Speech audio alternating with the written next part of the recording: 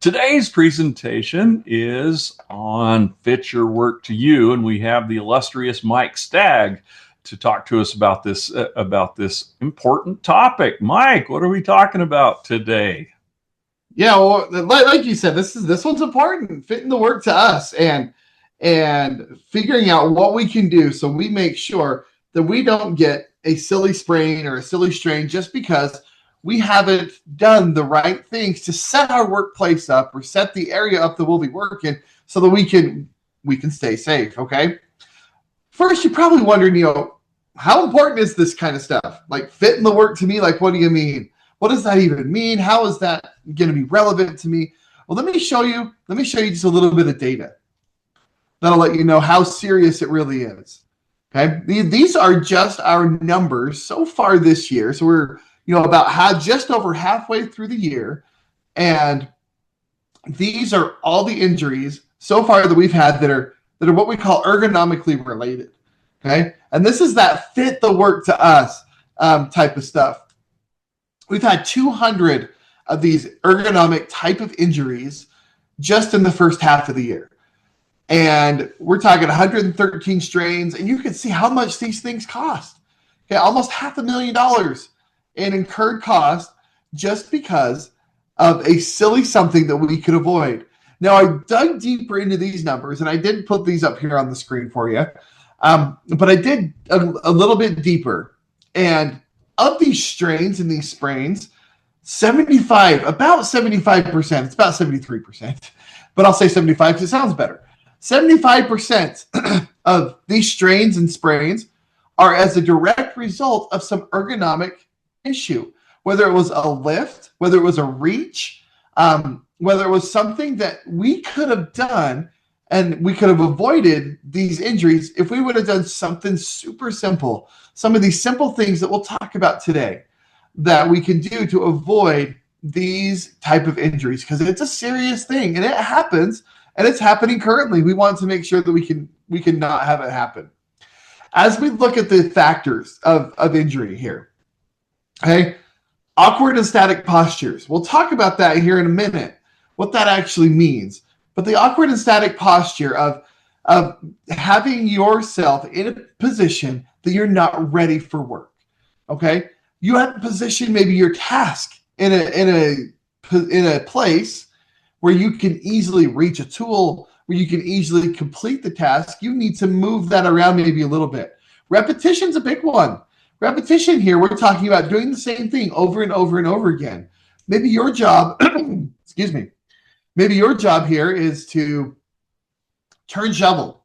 Okay, you're on a streets crew, and your job is to go dig the hole. Okay, well, if you're the only one turning the shovel all day, that's repetition, and that's where we see a lot of injuries happen. Is doing that same thing over and over and over again. We might be doing it ergonomically, we might be doing it correctly and safely. But if we keep doing the same thing over and over again, it doesn't matter what we're doing, we're going to get hurt. Maybe you just sit at a desk and you type on a computer, you're inputting numbers, you're inputting data, you're talking to your residents on a phone. Okay, just those repetitive motions can cause some of these injuries that we see. Fatigue and lack of fitness is also big ones. We have to make sure that we're taking care of ourselves and taking care of our bodies, and making sure that we're doing everything that we can in order to make sure our bodies are ready to work. Okay, so let's keep going. And how do we prevent these kind of injuries? Okay, the work should fit you, just like your car, right? You get in your car, you adjust your seat, you adjust your mirrors, and you prepare yourself to drive so that you can safely see and safely steer and reach the pedals in a comfortable position. If you're unable to speak up or make those kind of adjustments, then you could be exposing yourself to unsafe conditions and blind spots and things like that.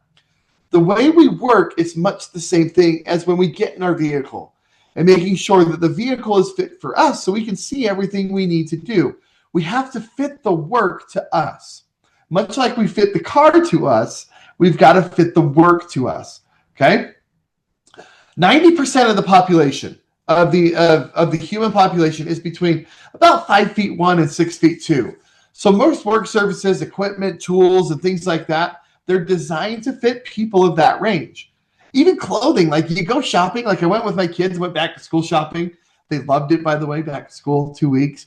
We're all 2 weeks, at least for us here in Davis County. We're all counting the days, especially my wife. But clothing for people outside of the range of 5'1" to 6'2", you become labeled as like extra tall or husky or petite or whatever. And if you've got a kid who's in those, who doesn't fall within that range, that could be a little soul crushing when they see that they're petite or that they see they're extra tall or whatever it is. Okay. But 90% of the population falls within the 5'1" to 6'2" range. And that's where large manufacturers, that's how they design their equipment, okay, to be used by the 90% of the population. So what if we fall outside of that 90%? What if we're in the 10% range? Okay, we have to learn how to make adjustments. Okay, can adjustments be made to our work equipment? Maybe the height or the length of something, the distance that something is put away from us. Okay, the way our workstations are set up and our workspaces. We have to do what we can to make it easier for ourselves. Do what you can to make it easy. Move things around. It's okay to disrupt the flow. Okay, you can move things around a little bit, make adjustments for yourself. Do whatever you can to make it more efficient for you. Break tasks into smaller chunks if you have to. Move things around so we make the work in the area fit to us so that we can avoid these silly little injuries. Okay, this is all about like positioning of the task. Where can we position this task, what we're going to do, so that we can make it so we're not overexerting, so we're not overreaching, so we're not lifting too much, so we're not doing the same thing over and over again, that repetition, right? We're not doing the same thing over and over again. How can we break up the task and do something different every maybe 30 to 45 minutes so that we make sure that we get up and move if we're at a workstation? We align our day so that we can make sure that we can have different tasks at different times of the day. Make sure we have the proper tools and using the proper technique when we're using those tools. Okay, we'll talk about tool selection here in just a second and why that's so important in having the work fit us. Okay, just some other examples that we can do to make it more ergonomically correct for us that'll help fit the work to us. Raise the work task from the floor to a raised platform. Okay, something super simple, just from moving a piece of material that you have on the floor, moving it up to a raised platform so that you're not hunched and bending over trying to make a cut or make a mark on a piece of board or whatever it is. Instead, we move it up to a spot that's chest high or waist high, something that we're not going to be bending down over. All right, something that we can put our body in a better position so we're not hunched over, so our backs are straight, so we're not doing a reach, so we're not putting excessive pressure on our back, our lumbar area, our shoulders when we reach and things like that. Okay, other examples, position items closer to you that you're going to use on the regular. If I'm going to use a mouse or a keyboard regularly, I can't say that word, on the regular, then we're going to make sure that they're in a position that we can use them. Okay, same thing with notepads and pencils. Tools that you use on a workbench. Okay, the bench grinder, your drill, your hammer, your nail, your screwdriver, the drill, the hammer drill, whatever it is.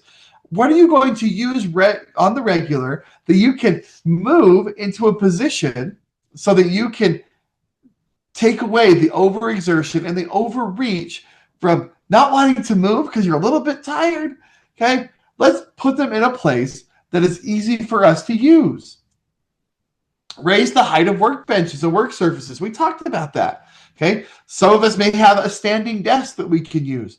It's a great idea to not even, if you're going to use that standing desk to stand up, that you adjust your desk to move up or down so it puts your body in a good ergonomical position so that you can complete your work without overexerting your joints and muscles.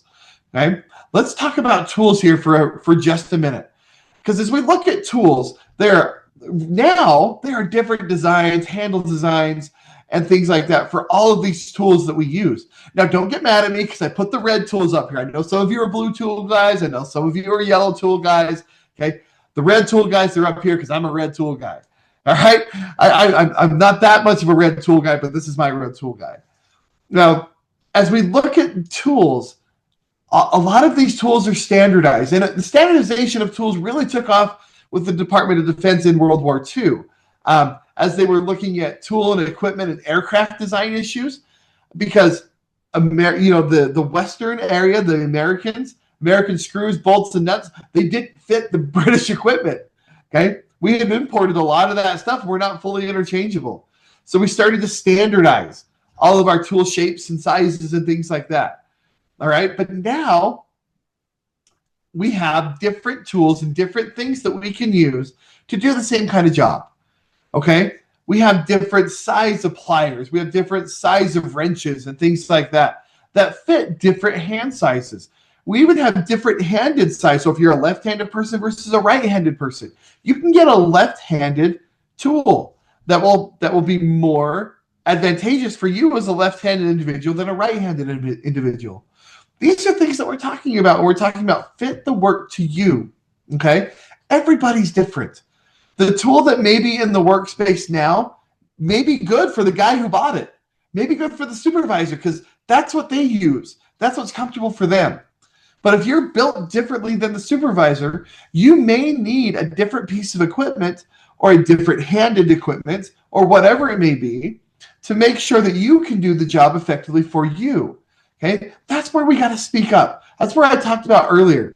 Is if we don't speak up, we're just doomed to have the blind spot, or doomed to miss something because we don't see it because we didn't adjust the car seat. Okay, this is the adjusting the car seat thing. We're going to adjust the car seat so we can see what we need to see. We're going to adjust the mirrors. We're going to make sure we have the right tools so that we can make the right decisions for ourselves. A lot of these ergonomic injuries happen because we are positioning ourselves and putting our backs in a position that it's not natural for us. Okay. Now, all of our spines, they have a natural curvature to it. Okay. We have an inward curve and we have an outward curve. It's like that natural S curve of the spinal cord. Okay. Now, when we overreach, we overextend, or we're not sitting correctly, or not standing correctly, or using an incorrect tool, we could put stress on the lower vertebrae of our back where we have these lumbar vertebrae that are very susceptible to injury. Okay. We need to do things so that we can keep our backs in the right position. Now, a lot of times we're asked about lifting and what's the proper lifting technique, where really there is no quote unquote proper lifting technique. Okay. The only proper lifting technique is to get help. Okay. Team lifts are a huge thing as we look at proper lifting technique. Ask somebody to help. It's okay to tell yourself, I can't lift the same things I could lift right now as a 42-year-old that I could lift as a 22-year-old. Okay? That's okay to tell yourself that. It's okay to get help. We absolutely encourage you to get help and team lift whenever you can so that we can help avoid some of these silly back injuries that we have. Knowing your body and knowing your limits are the best thing that we can do to ensure that we're going to ask for help. I have to know what my body can take and what I can do in order to help my body do this lift as well as possible. So know your body and know your limits. If you do lift on your own, or even if you're lifting as a group or with somebody else, make sure that when you lift and you're carrying something, that you put that object in a power position, is what we call it. We want to make sure we put that in that power position, which is where your arms are at 90 degrees at the elbow, at a 90-degree angle, and your elbows are close to your body. Okay? Elbows close into your body, okay, 90-degree angle, and you're holding that object right in front of you. Okay? We don't want to be reaching our arms out at a greater than 90-degree angle, or have our arms at a 90-degree angle, but we're hunched over. Okay, we want to make sure that arms are 90-degree angles, our backs are nice and straight. And when we lift, we engage the large muscles in our lower body. we engage our quads and we engage our hamstrings and our glutes to help lift that object off the ground. So we're not bending over and using our lower back, that lumbar area that I said is very susceptible to injury, to help lift that object off the ground. Bend down, use your legs, and maintain that power position by making sure that when you're lifting something, arms are close into your body, elbows at 90 degrees, and you lift with your legs and keep that position. That's the power position. That's where we're most efficient at lifting something off the ground. Okay? The whole poor posture thing is going to put us at risk. Okay? Mom was right when she said sit up straight, roll your shoulders back, okay, stick your chest out, do all those things. Okay? We want to make sure that we have good, solid posture when we're sitting, when we're standing, when we're moving things, when we're lifting. Okay? This is going to help us avoid those kind of injuries. There is a proper way to sit. There is a proper way to sit in your chair so that you can make sure that you're going to put your body in the most ergonomical position possible. Okay? Now, I'm going to preface sitting with this first caveat here. The first caveat is to move. That means you don't have yourself in one static posture for the entire time that you're sitting. Move around, adjust your position. Sit up, sit back in the chair. Okay, adjust the chair. Think, how can I be most efficient with this job? Okay, much like lifting, we want to make sure that we maintain a neutral position. Neutral position, head back, chest out, shoulders back. Okay, we're trying to make sure that we're keeping that spine in a good S curve so that we can avoid strain. You might not think that there's a lot of strain just by reaching forward when you're sitting in a chair. There's a lot of strain that goes to your back every time you try and lift across or lift to something or keep your body in a position that it hasn't been moving around in for a while. All right. When we look at workstation adjustments, okay, make sure your keyboard, your mouse, your monitor, your chair, they're all in alignment. Okay, your keyboard should be the same height as your elbow. So you can have your wrist slightly bent as you're typing and moving around. Same thing with your mouse. It should be at the same alignment as your keyboard. Should I have your mouse up here, keyboard down here, so you have to keep moving around? Okay. It's important that if we are at a workstation and we're working at a computer a lot, that we take breaks every 30 minutes. And what I mean by taking a break, I mean adjusting your posture. Adjust how you're standing, where you're sitting. Okay. Maybe if you have a stand desk, move the desk up a little bit, stand up and move around. Okay. Get up, take a break, walk around the office for 30 seconds, every 30 minutes. Many of us have these smartwatches that ding us and say, it's time to get up and move. Okay. Do that. Okay. Get up and move. Don't just look at it and say, it's just the watch telling me I've got to stand. That's a good thing. It's trying to remind you to get up and move around and get the blood flowing again and engage some different muscle groups so we're not doing the same thing over and over again. Choosing the right chair as we pick out our office equipment and pick out the chairs that we're going to sit in is incredibly important. Okay? Looking at the size and fit of the chair, there are different sizes of chairs with different fit levels for different kinds of individuals. All right. Looking at, not just is it going to be ergonomical, but is it going to be comfortable? Am I going to be able to sit here and do my work and do the things that I need to do? Now, how do we adjust the chair? Make sure you make adjustments to it. Establish a height where you're going to be comfortable. Where the most ergonomical place for your chair is where your feet are just barely hitting the floor. Okay, you don't want your feet to be too far on the floor so your legs are bent at a weird angle at your hips, but you don't want to be too high so your feet are dangling on the ground or dangling over the ground. Okay, you want to make sure that you're in a position that is a good ergonomical position. Again, when you think of your upper body, when we're carrying things, we want the elbows to be in close to the side again at a 90-degree angle. Same thing when you're sitting in the chair. The armrest should support your arms at a 90-degree angle. If your chair needs to be adjusted because your desk is a little bit taller, your chair is a little bit shorter, so you need to raise your chair up a little bit so that you don't have your arms bent at a weird angle when you're sitting typing at a computer, that your arms move back up to that 90-degree angle. That's exactly where we want to be. That's going to help us avoid these injuries. We see a lot of injuries from folks who are just working at a workstation, typing on a computer and moving a mouse along. Those people are in a static posture and position. And if we're not in a good power position, even sitting in a chair, we're going to ensure that our body gets hurt sometimes. Okay? So we're going to make a commitment. And let's make a commitment today that we stay healthy, that we take responsibility for our health, and we realize that we've got to fit the work to ourselves.